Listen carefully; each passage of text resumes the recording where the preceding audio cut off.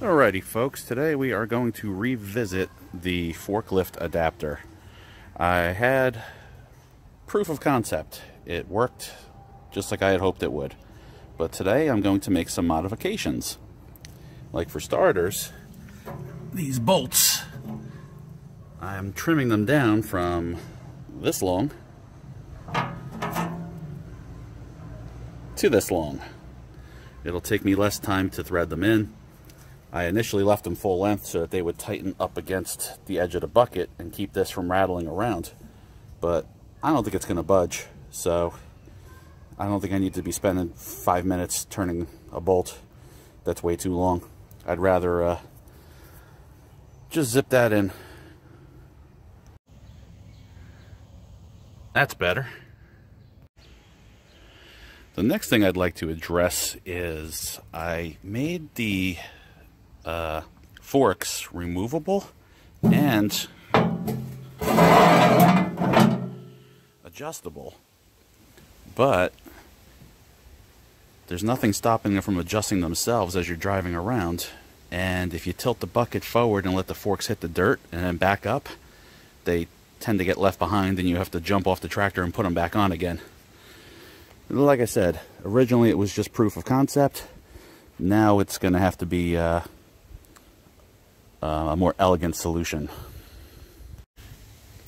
So what I came up with is I'm going to drill a hole or burn a hole with the plasma cutter, and I'm going to take a bolt and drop it in there, and I'm going to take a nut and I'm going to weld it under here periodically wherever it makes sense for the forks to be located. I'll put it all the way wide for if I'm moving logs, and I'll put it at a few different settings for a couple different manufacturing sizes of skid steers, forklift pallets rather. And I think that'll be a pretty decent problem-solving solution for now. Well, the plasma cutter made short work of that job.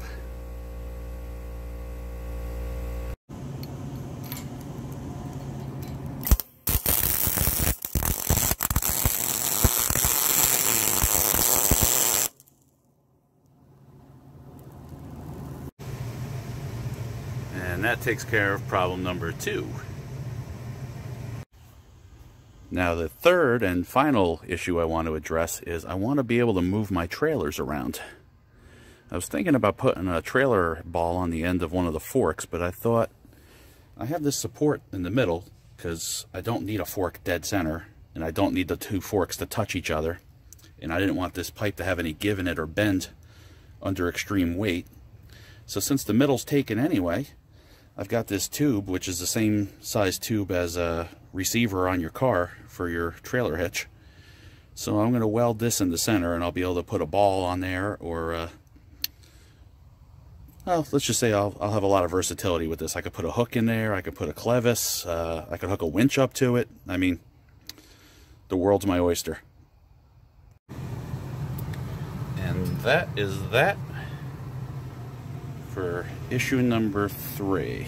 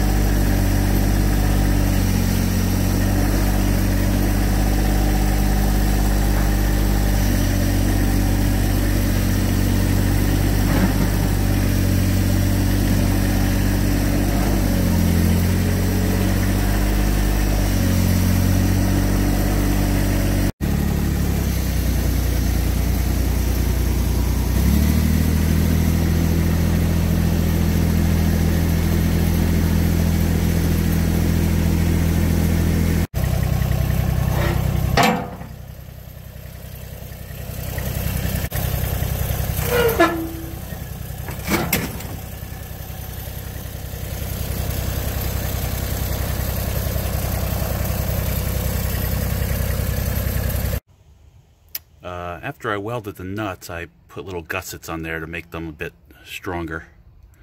So they're welded on the bottom, the top, the left, the right, and there's a gusset out in front. Trailer hitch, I think I gotta clean up some rust inside. It's a little snug, but that works good. I just slide the hitch in until the hole's behind the square, and then put a pin in. You can see here I just used a 1/2 inch extension. Proof of concept. But I would say we've got a success. And little sanding, little grinding, little paint, and I'll have a finished product. Unless I decide otherwise. Maybe I'll drill a hole through here to put some clevises or hooks for dragging stuff out of the mud. Or I'll put a hook up top so I can use this as a crane. We'll see.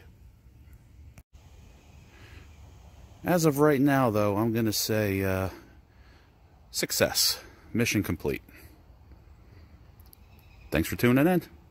Take care.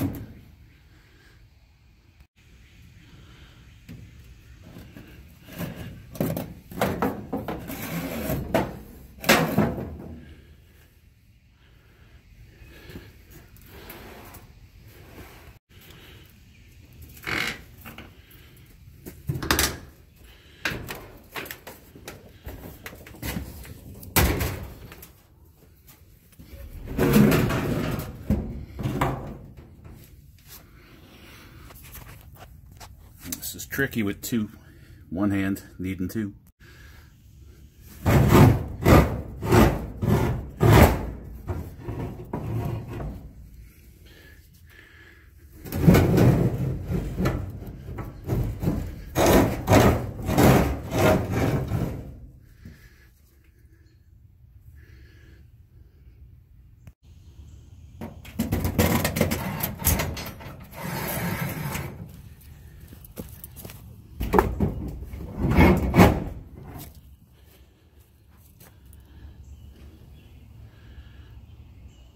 And that's that.